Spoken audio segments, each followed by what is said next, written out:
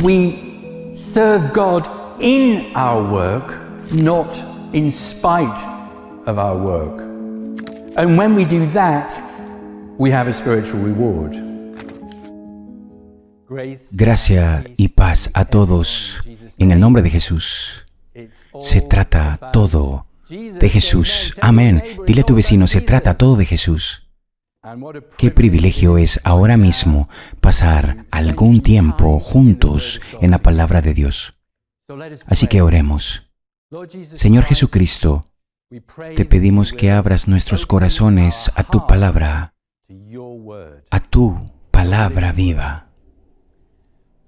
Abre nuestros corazones a tu Espíritu para que podamos responder a tu palabra y podamos escuchar la voz interior de tu Espíritu Santo hablándonos a través de tu palabra en el nombre de Jesús. Y Señor, danos la gracia de responder y obedecer lo que nos dices. Amén. Quisiera empezar planteando una pregunta muy sencilla. Estoy seguro de que todos sabremos la respuesta a esta pregunta. Y la pregunta es, ¿cuál es el primero de los 10 mandamientos? Así que esta no es una pregunta capciosa, no es una pregunta difícil. Si hubiera preguntado cuál es el séptimo o octavo, tal vez sería un poco más difícil. Pero ¿cuál es el primero de los 10 mandamientos? Y si quieres buscarlos, puedes verlos allí en Éxodo capítulo 20. Pero el primer mandamiento es simplemente este, que no deberíamos tener o que no deberías tener ningún otro Dios delante de mí. Eso es lo que dice Dios. Ningún otro Dios delante de mí. O el margen dice, además de mí. Ningún otro Dios. Así pues, el primer mandamiento nos recuerda que hay un solo Dios. En realidad, a Jesucristo le hicieron una pregunta similar. Si recuerdas ahí, creo que está registrado en Mateo 22, donde uno de los fariseos le hizo una pregunta. Él preguntó, ¿cuál es el mandamiento más grande? Y Jesús resume el primer y segundo mandamiento diciendo, amarás al Señor, tu Dios, con todo tu corazón, con toda tu alma y con toda tu mente. Y Jesús continúa mencionando el segundo, que es amar al prójimo como a ti mismo. Pero ese primer mandamiento en el que queremos pensar hoy es que solo hay un Dios y debemos amarlo con todo nuestro ser. Ahora, creo que fue C.S. Lewis quien dio un resumen simple del Antiguo Testamento cuando decía que Dios eligió a un pueblo y luego pasó siglos martillándoles la verdad de que solo hay uno como Él. Y esa conducta correcta realmente importa. Así que, he aquí un resumen sencillo. Solo uno de Él. Gran parte de la experiencia del pueblo de Israel la leemos en el Antiguo Testamento, aprendiendo una y otra vez, tropezando, yendo en pos de otros dioses, dándose cuenta de que Él en realidad no es solo un Dios, sino el creador de todo y Señor de todo, el único Dios. Y vamos a tomar como nuestra primera lectura bíblica un pasaje de Segunda de Reyes, capítulo 17. El pueblo de Israel ha vuelto a pecar muy gravemente. Se han alejado de Dios. Y créanlo o no, a pesar de todo lo que había hecho por ellos, habían comenzado a servir a los Baales y a las Astarot. Estas eran diosas locales en lugar de Dios. Y como parte del juicio de Dios para ellos, el pueblo de Israel fue llevado cautivo y exiliado a la tierra de Asiria. Pero donde retomamos esta historia es un ángulo diferente, porque retomémoslo en 2 de Reyes 17, versículo 24, dice: y trajo el rey de Asiria gente de Babilonia, de Cuta, de Ava, de Hamat y de Sepharvaim, y los puso en las ciudades de Samaria, en lugar de los hijos de Israel, y poseyeron a Samaria, y habitaron en sus ciudades. Así que la situación aquí es: el pueblo de Israel ha sido exiliado y alejado de su tierra, y el rey que los había quitado trajo consigo a otras personas para poblar esas ciudades. Así que imaginémonos por un momento que somos familia de una de estas personas que estaban siendo trasladados por el gobierno efectivamente a una nueva zona, y nos dan una casa entera que no construimos nosotros. Estoy seguro de que la gente que fue trasladada de esa manera probablemente estaban bastante contentos con la idea. No tuvieron que trabajar para estas ciudades, no tuvieron que construir estas casas. Y el rey de Asiria, el gobierno de aquel tiempo, decía: está bien, nos hemos apoderado de esta tierra, hemos expulsado a la gente, pueden ir y ocupar, ser bendecidos y disfrutar de este lugar. Pero leamos lo que le sucede en el siguiente versículo, en 1 de Reyes 17, versículo 25. Y aconteció al principio, cuando comenzaron a habitar allí, que no temiendo ellos a Jehová, envió Jehová contra ellos leones que los mataban. No sé si a veces te sientes así. Hay una gran oportunidad que se ha presentado en tu vida y la aprovechas, y llegas allí, pero luego hay una gran decepción en realidad. En su caso, fue una gran decepción, porque llegaron leones y los atacaron y algunas personas murieron. Y lo que hicieron es lo que muchos de nosotros hacemos. Comenzaron a pensar en Dios cuando ocurrió esa situación difícil. Así que continuemos nuestra lectura desde el versículo 26. Dijeron pues al rey de Asiria: las gentes que tú trasladaste y pusiste en las ciudades de Samaria no conocen la ley del Dios de aquella tierra. Y él ha echado leones en medio de ellos, y he aquí que los leones los matan, porque no conocen la ley del Dios de la tierra. Y el rey de Asiria mandó, diciendo: llevad allí a algunos de los sacerdotes que trajisteis de allá, y vaya y habite allí, y les enseñe la ley del Dios del país. Y vino uno de los sacerdotes que habían llevado cautivos de Samaria, y habitó en Betel, y les enseñó cómo habían de temer a Jehová. Ahora bien, este es un caso muy interesante. Aquí están estas personas que no son israelitas, no saben acerca de Dios. Les han dado esta nueva ciudad y pasan cosas terribles, empiezan a pensar en Dios. A veces esto sucede, es bastante común que empecemos a pensar en Dios cuando tenemos un problema. Incluso en los días de Jesucristo, la mayoría de la gente quienes vinieron a escucharlo y seguirlo fue porque tenían un problema. Quizás necesitaban sanidad o necesitaban comida. Hemos leído sobre eso, ¿no? Él dio estas maravillosas parábolas y ellos las malinterpretaron pensando que estuvo hablando de comida física durante un tiempo. Y es muy común que la necesidad nos lleve a pensar en Dios, en considerar a Dios. Pero es necesario ir más allá de eso, porque donde estas personas se equivocaron fue el pensar que era un ritual, que lo que les faltaba era alguna actuación que tenían que hacer para apaciguar a este Dios, para que luego pudieran seguir adelante con sus vidas. Para terminar este pasaje, leamos el siguiente versículo, 1 de Reyes, capítulo 17, 29. Y luego saltemos al versículo 33 como una especie de resumen. Así que en el versículo 29 dice: pero cada nación se hizo sus dioses, y los pusieron en los templos de los lugares altos que habían hecho los de Samaria, cada nación en su ciudad donde habitaba. Y saltando al versículo 33 dice: temían a Jehová y honraban a sus dioses, según la costumbre de las naciones de donde habían sido trasladados. Así que esto es una advertencia para nosotros. Sabemos que gran parte del Antiguo Testamento fue escrito como una advertencia para nosotros. Pensaron que era un ritual. No se dieron cuenta de que era una relación. ¿Por qué no se lo dices a tu vecino ahora mismo? No es un ritual, es una relación. Una vez más, díselo a tu otro vecino o dímelo si estás solo. No es un ritual, es una relación. Debido a que pensaron que era un ritual, simplemente lo agregaron a lo que ya estaban haciendo.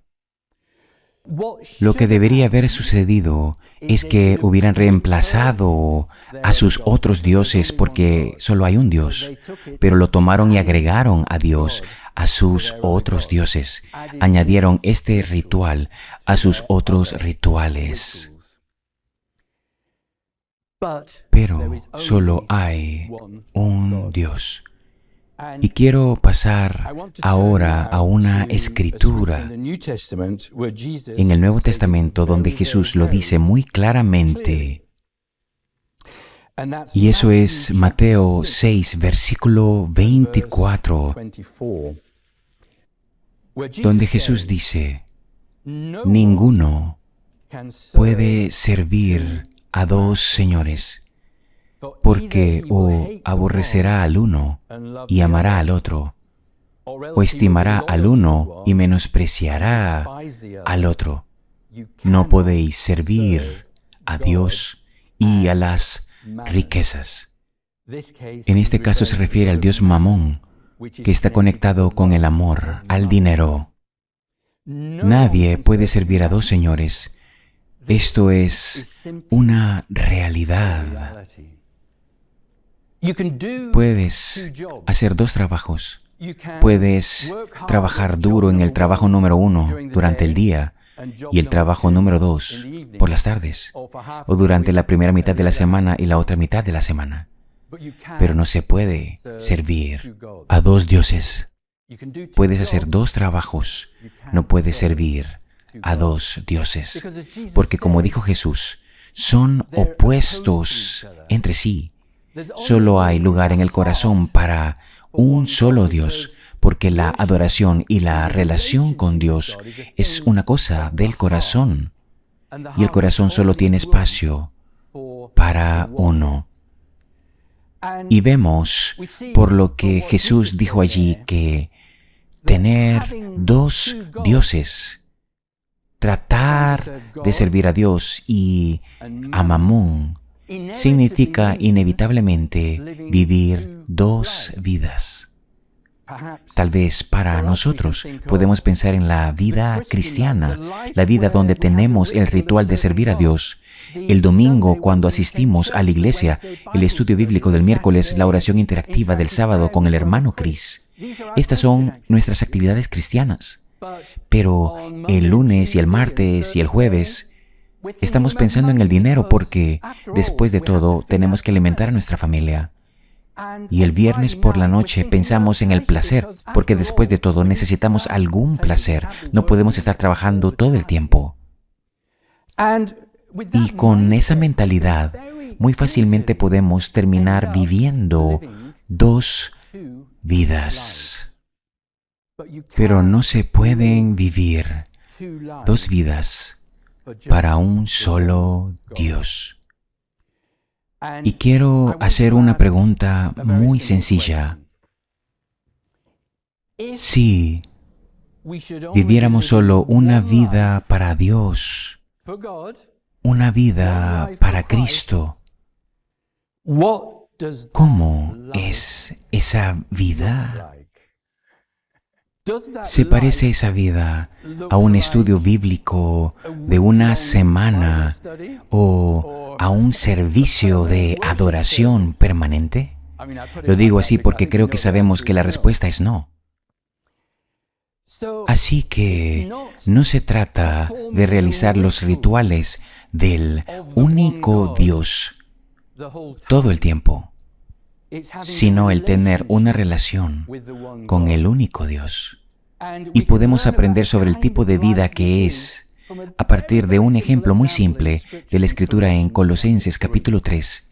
Y allí es donde me gustaría que vayamos ahora. Voy a leer desde el versículo 23. Y esta es una sección donde Pablo está enseñando acerca de algunas cosas muy prácticas. El título de mi Biblia dice aquí, el hogar cristiano. Él está hablando de esposas que se someten a sus esposos, esposos que aman a sus esposas, de no tener amargura, hijos obedeciendo a los padres, padres no provocando a los hijos, siervos obedeciendo a sus amos, o en nuestro caso, trabajadores obedeciendo al patrón.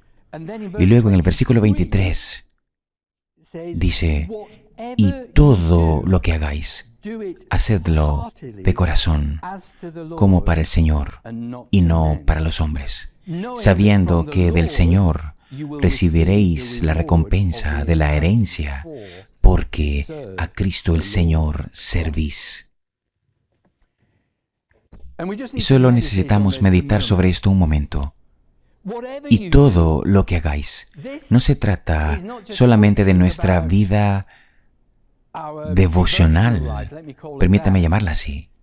Hemos sido alentados muchas veces al escuchar al hermano Chris que necesitamos apartar tiempo para leer la Biblia, necesitamos meditar en la palabra, necesitamos tener un lugar para la oración, necesitamos orar, pero no estamos hablando solamente, digamos, de la vida devocional. Está hablando de toda la vida. Se habla de nuestro trabajo, de nuestras relaciones en casa, nuestras relaciones en el trabajo, nuestras relaciones con la familia. Tiempo de descanso, habla de todo porque dice, y todo lo que hagáis, hacedlo de corazón, como para el Señor y no para los hombres, sabiendo que del Señor recibiréis la recompensa. Y hay una verdad muy importante aquí.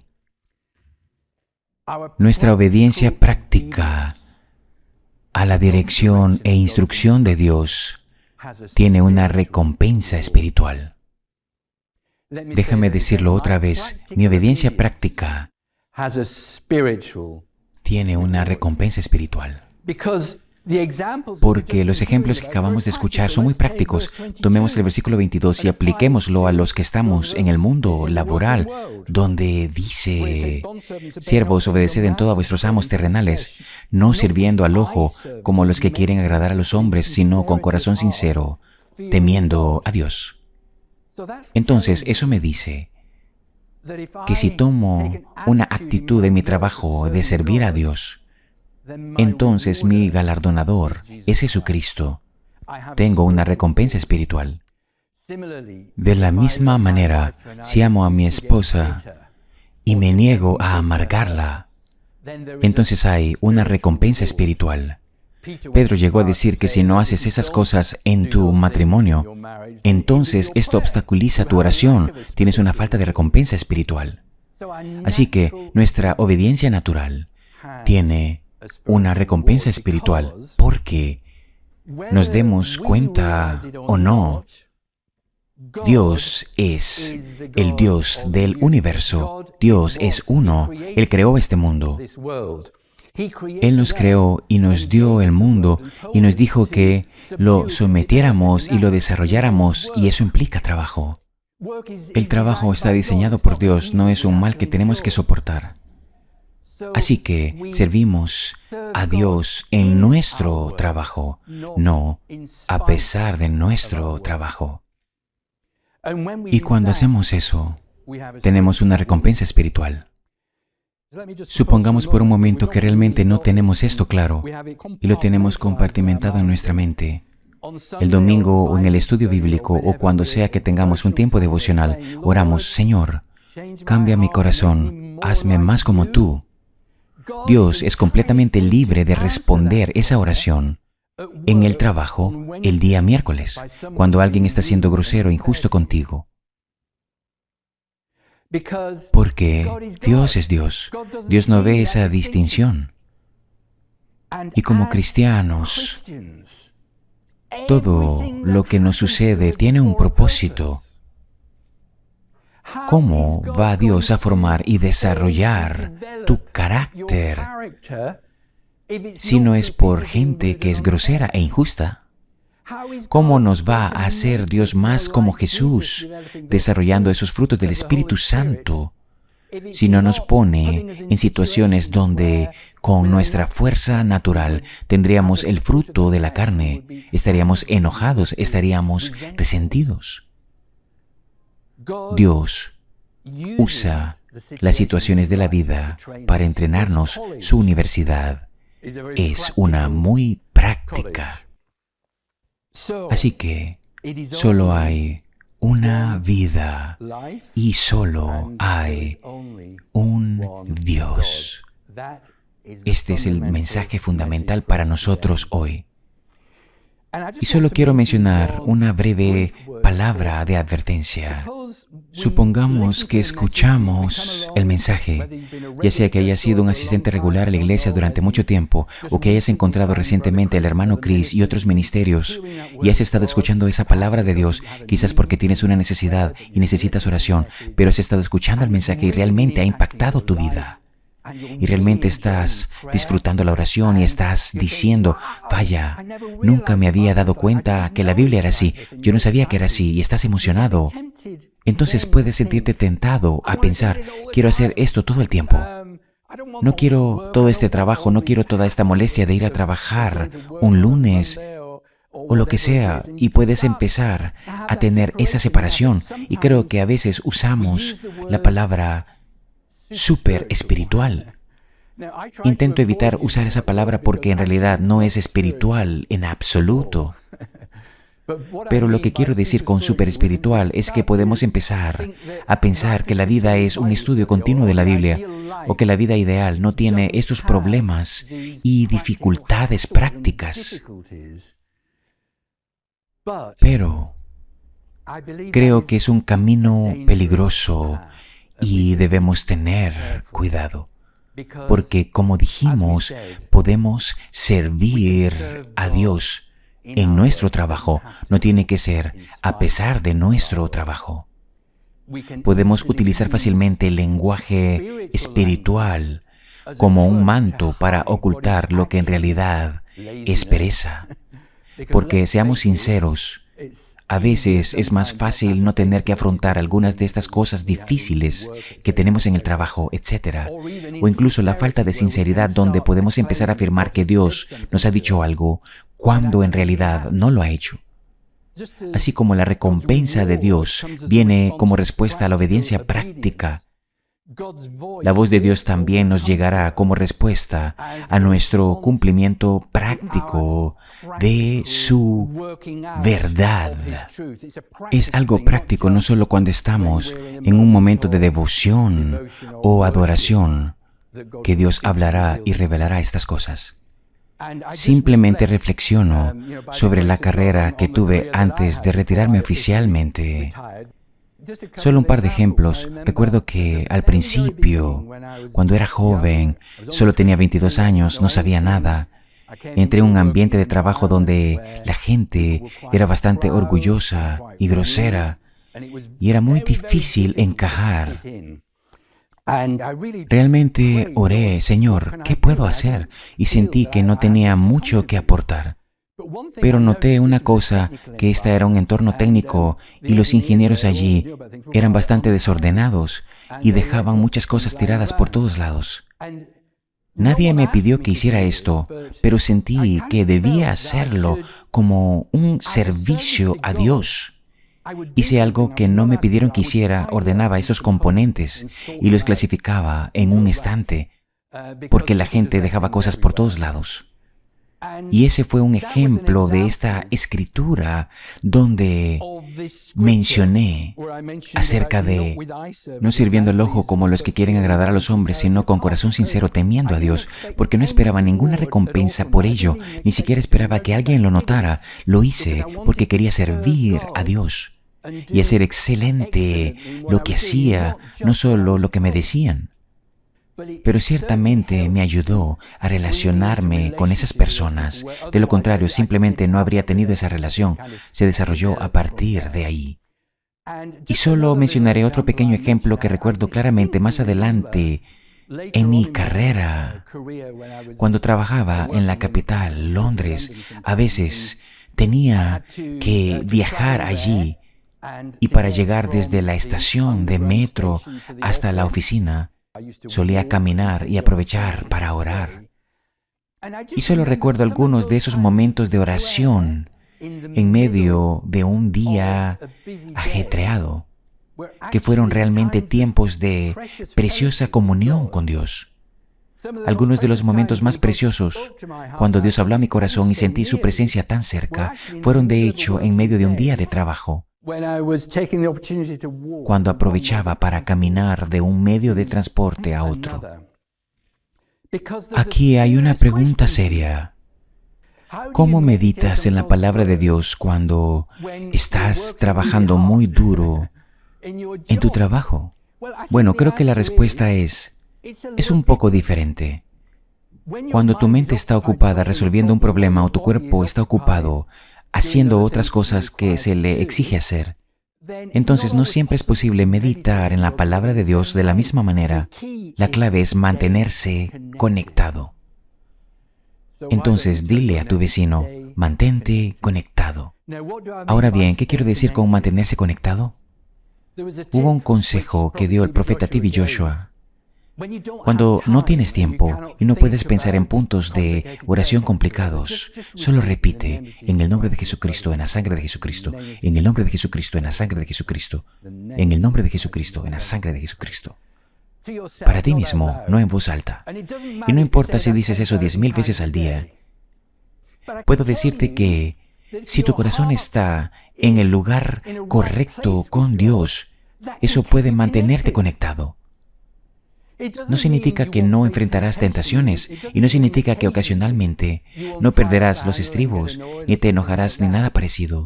Pero no puedo decirlo mejor que permanecer enchufado. Es cuando estás completamente desconectado de Dios y completamente lejos, que entonces empiezas a vivir dos vidas. Pero hay un solo Dios y una sola vida. Así que, para concluir este mensaje, quiero desafiar a todos y cada uno de nosotros, incluido yo mismo. Una vida para Cristo es todo lo que tengo. Una vida es tan preciada. Si solo hay un Dios y solo hay una vida, también puedo hacerme esta pregunta: ¿qué estoy haciendo con mi vida? ¿Y qué hago yo con Jesucristo? Quizás esas sean las dos preguntas más importantes. ¿Qué estoy haciendo con Él, con el Dios que me creó, quien me ha demostrado su amor de tantas maneras, quien murió para que yo pudiera ser redimido y poder conocerlo y tener una relación con Él?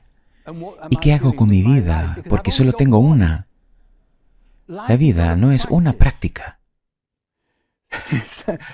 Alguien que ni siquiera era cristiano me dijo una vez que la vida es lo que sucede mientras estás ocupado planeando otra cosa. Vives en el presente, solo tienes una vida. No revives el hoy ni el mañana. ¿Qué estoy haciendo con mi vida? Solo tengo una de ellas. Voy a entregar mi vida a Jesucristo.